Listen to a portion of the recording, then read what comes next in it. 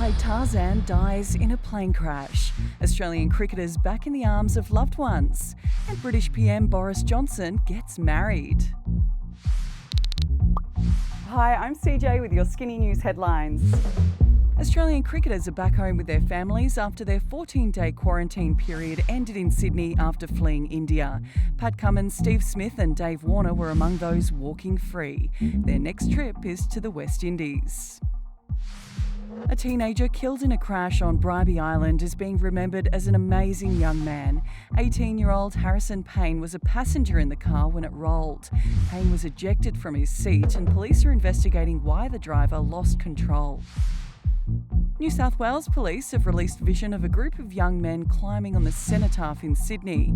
The boys walked over the barrier surrounding the Cenotaph and took photos. They'd like to speak to one of the men after a bayonet was damaged.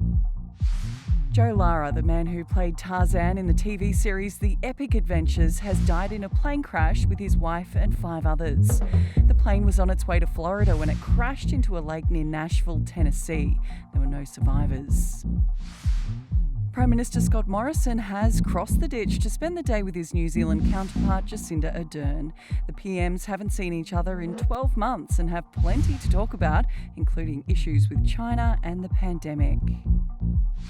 Boris Johnson has tied the knot in a secret ceremony at Westminster Cathedral. The couple got engaged in 2019 and have a son together. The wedding was criticised by some in the Catholic community due to Boris being divorced twice before, but the church said it was all above board.